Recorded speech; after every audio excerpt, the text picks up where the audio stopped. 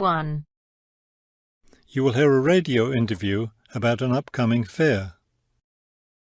First, you have some time to look at questions 1 to 4.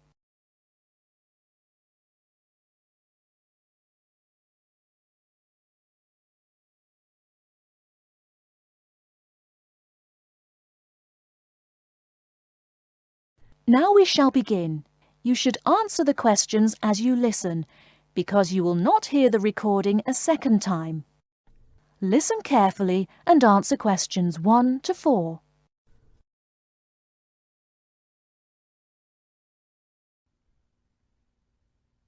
Good afternoon and welcome to City Hour, the radio show that brings you all the latest information about events in and around our city. Today we have with us Cynthia Smith, who is heading up this year's City Fair. Cynthia, would you start by giving us some of the basic information about the fair? Where will it take place this year? I'm glad you asked that question because I know most people will be expecting the fair to be at the fairgrounds as usual, but we've had to change the location this year due to some construction work. You know, they're building the new high school in that neighbourhood and they've been using the fairgrounds as a place to store construction materials. So we've moved the fair to City Park, which I think is a wonderful location. Yes, that will be a great place for the fair. I understand that the fair begins on Friday morning with a special opening event. Actually, it won't begin until that evening, but you're right about the special event. Traditionally, we've begun with a parade, but this year our opening event will be a special dance performance. And the most exciting part is that the mayor will be one of the dancers. The mayor is a woman of many talents. Cynthia, could you tell our listeners about the price of admission? What will it cost to attend the fair? We're trying to keep the price down as much as possible. A 3-day pass is just $25, or you can buy a Saturday or Sunday only pass for $15. The opening event on Friday, the dance performance, doesn't cost anything to attend, and we're hoping a lot of people will come to watch that.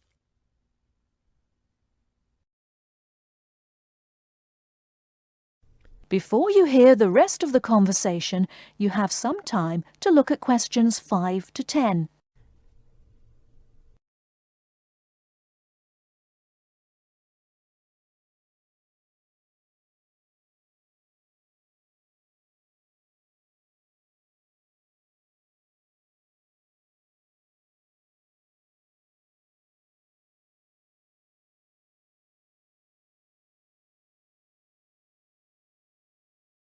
Now listen and answer questions 5 to 10.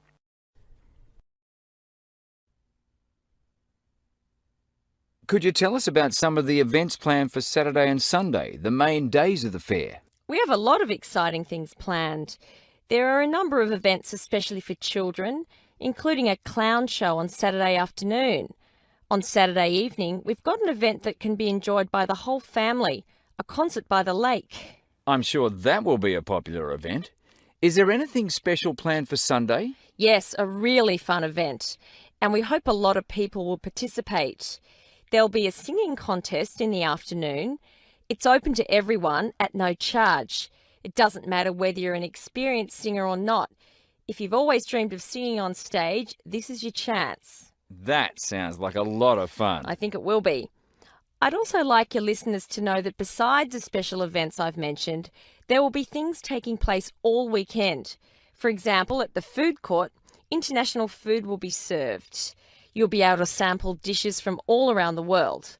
There will also be special games for children at different locations around the fair. Will there be things people can buy, souvenirs, anything like that? We have a large area set aside where there will be crafts for sale. This will be an opportunity to buy many lovely handmade things and to get to know some of our local artists and craftspeople as well. It sounds like there will be a lot of fun for everyone at this year's fair. Thank you for sharing the information with us, Cynthia. Thank you for inviting me.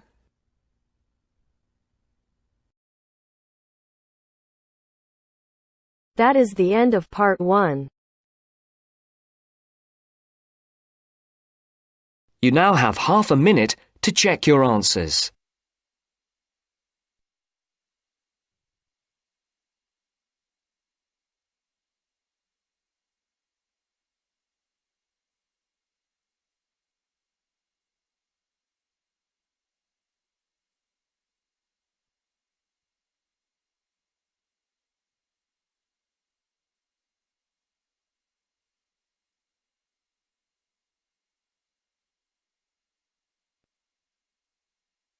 Now turns to Part 2. Part 2. You will hear two students talking about a school project. First, you have some time to look at questions 11 to 15.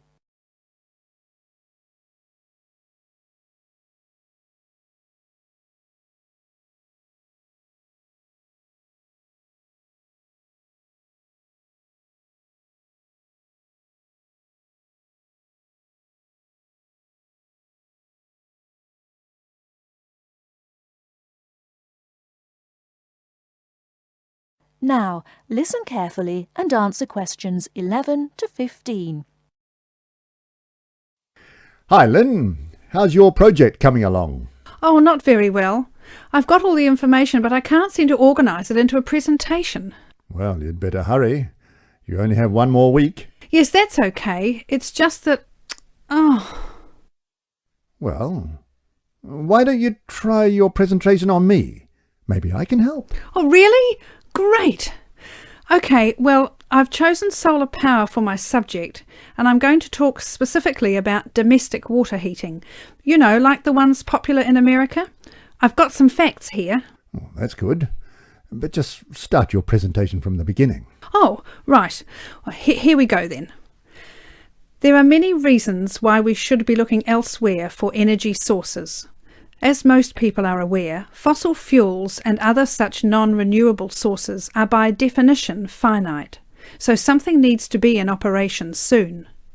Currently, there are a number of alternative energy sources available which can, with a little preparation, be used to provide for a significant part of our domestic energy requirements. In this presentation, I am focusing on solar power and its application as a domestic water heater. As a renewable energy source, solar power is in many ways ideal. The amount of the sun's energy which reaches the earth every minute exceeds the energy that the global population consumes in a year. Although scientists argue that it is not finite, sunlight is certainly a long-lasting resource which is not depleted through use, and solar power converters use this energy without needing any complex moving parts. Once collected and stored, solar energy can be used for many purposes, but it is becoming increasingly popular as a domestic heating source. Generally, a building that is heated by solar power will have its water heated by solar power as well, and this has even worked in areas that are not exposed to long hours of direct sunlight, such as the United Kingdom, although not so well as in warmer climates. Why have you stopped? Well, that's all I've got so far. Oh, well. Start by talking about how effective it is. Oh, okay. Well, there are a number of factors that influence how efficient solar power can be. The first, obviously, is the amount of sunlight, and this is dependent on season, time of day, and climate. Although the UK has something of a bad reputation for sunshine, it is actually quite productive during some parts of the year. Given a sufficient size of solar panel and water storage tank, solar power can provide all of our water heating requirements in June and July, and even provide the majority until October. From October to the end of the year, this figure falls dramatically. December is the least productive, being able to supply less than 5% of the average household's hot water requirement. It is at this point that solar power needs to be supplemented with a more traditional form of heating. From January, solar power becomes more effective at a rate of about 20% per month, although this rise decelerates to around 18% by May.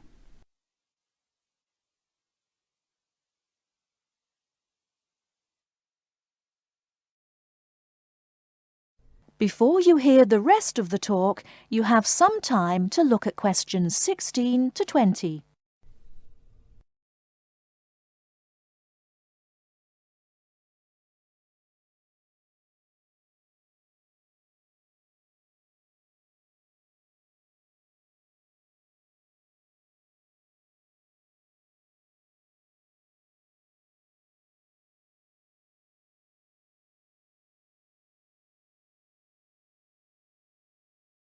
Now listen and answer questions 16 to 20.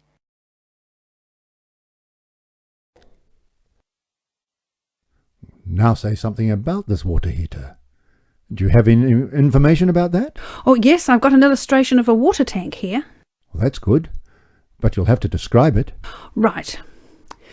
Well, the ideal water tank in the UK has a capacity of 45 to 50 litres, but must be at least 40 litres to be effective. The solar coil is put in the bottom of the tank to heat the water. Now remember that solar heated water will not get quite as hot as fossil fuel water heaters. The bottom half of the tank is normally 20 degrees, and this is why it is important not to have a tank that is too large, as that would take too much energy to heat. In this illustration, it rises to 40 degrees from halfway up. Don't forget that hot water rises, so the top third of the tank is the hottest and reaches an average temperature of 65 degrees. And what's this second layer around the tank? Oh, that's insulation. Because the tank is often either outside or just under the roof, rigid foam is used as an insulation layer. It should be at least 80 millimetres thick all around. Well, that seems like a good presentation. All you need to do is to prepare some short notes and a larger illustration so you can use it as a demonstration and you'll be fine. Oh, you think so? Well, thanks very much for the help. Maybe I could do the same for you one day. Maybe. Anyway, I have to go. Good luck. Thanks. Bye. That is the end of part 2. You now have half a minute to check your answers.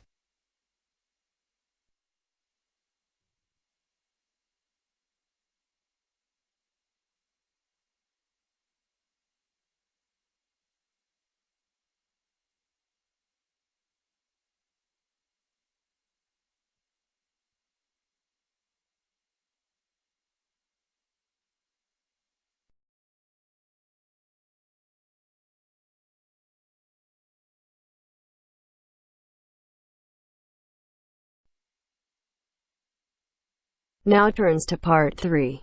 Part 3. Making the decision to stop is just the first step. Yet if you follow these guidelines, no matter how tough it may be to begin with, rest assured. First, you have some time to look at questions 21 to 26.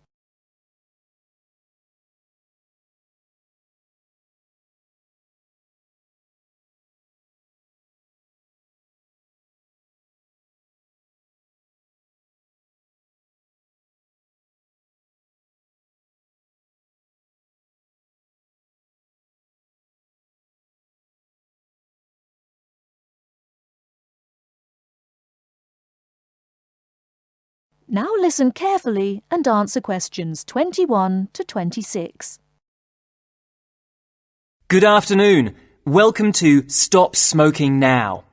You're all here today because you've decided to stop smoking. However, making the decision to stop is just the first step.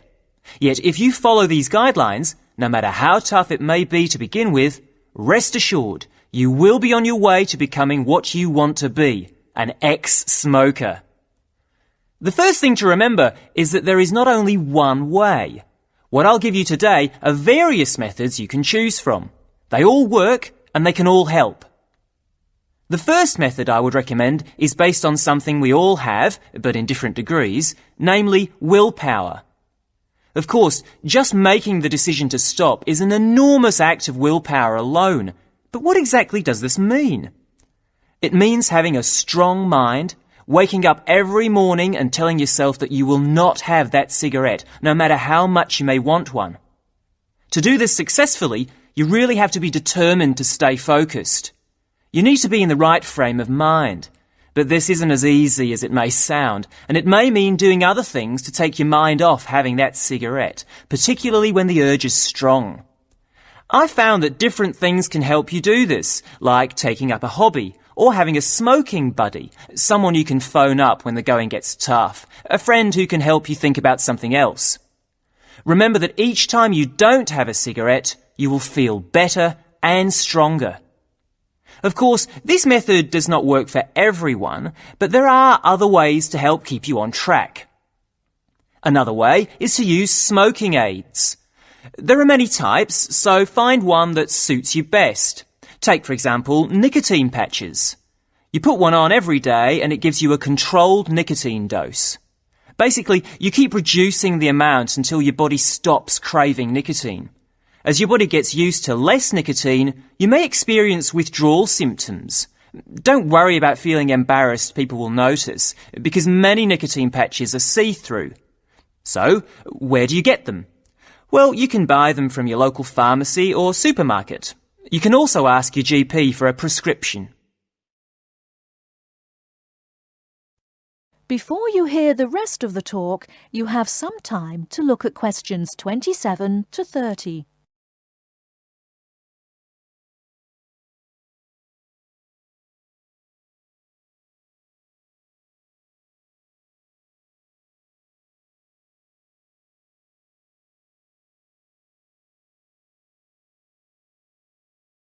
Now listen and answer questions 27 to 30.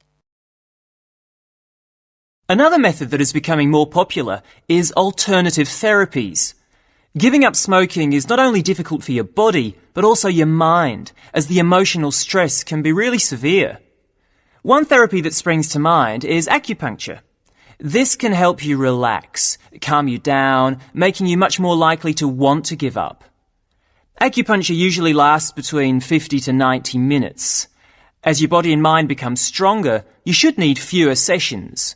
The good thing about acupuncture is that it takes harmful toxins caused by smoking out of your body. And I'm sure you'll all like this, it does not increase your appetite. So giving up smoking using this method means you won't put on weight.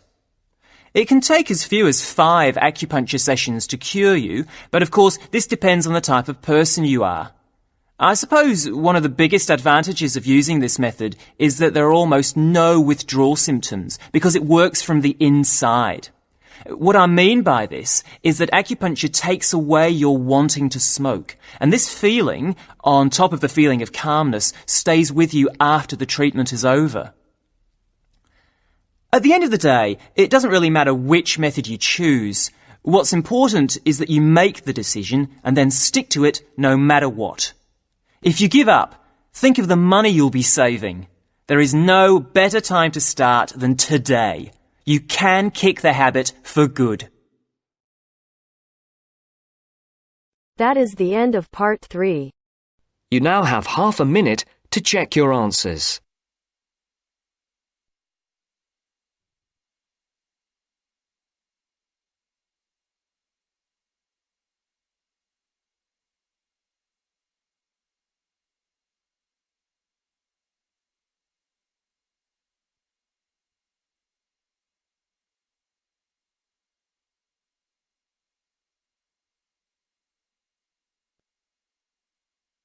Now turns to part 4. Part 4. You are going to hear a talk about the English policeman. As you listen, complete the notes below. First, you have some time to look at questions 31 to 40.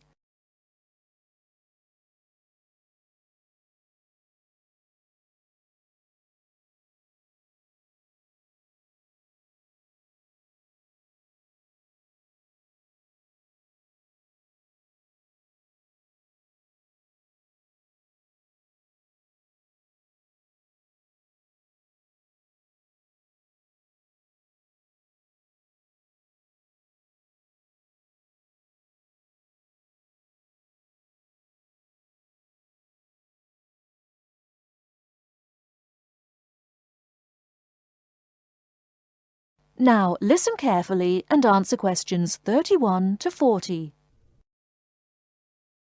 The English policeman has several nicknames, but the most frequently used are copper and bobby.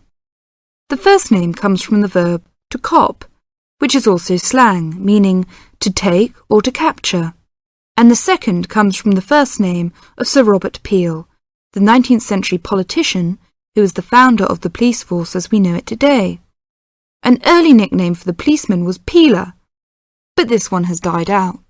Whatever we may call them, the general opinion of the police seems to be a favourable one, except, of course, among the criminal part of the community, where the police are given more derogatory nicknames which originated in America, such as Fuzz or Pig. Visitors to England seem nearly always to be very impressed by the English police. It has, in fact, become a standing joke that the visitor to Britain, when asked for his views of the country, will always say, at some point or other, "I think your policemen are wonderful." Well, the British Bobby may not always be wonderful, but he is usually a very friendly and helpful sort of character. A music hall song of some years ago was called, "If you want to know the time, ask a policeman." Nowadays, most people own watches, but they still seem to find plenty of other questions to ask the policeman. In London, the policemen spend so much of their time directing visitors about the city that one wonders how they ever find time to do anything else. Two things are immediately noticeable to the stranger when he sees an English policeman for the first time. The first is that he does not carry a pistol, and the second is that he wears a very distinctive type of headgear, the policeman's helmet. His helmet, together with his height, enables an English policeman to be seen from a considerable distance, a fact that is not without its usefulness. From time to time it is suggested that the policeman should be given a pistol, and that his helmet should be taken from him. But both these suggestions are resisted by the majority of the public and the police themselves. However, the police have not resisted all changes. Radios, police cars, and even helicopters give them greater mobility now. The policeman's lot is not an enviable one, even in a country which prides itself on being reasonably law-abiding. But, on the whole, the English policeman fulfills his often thankless task with courtesy and good humour, and with an understanding of the fundamental fact that the police are the country's servants, and not its masters. That is the end of part 4. You now have half a minute to check your answers.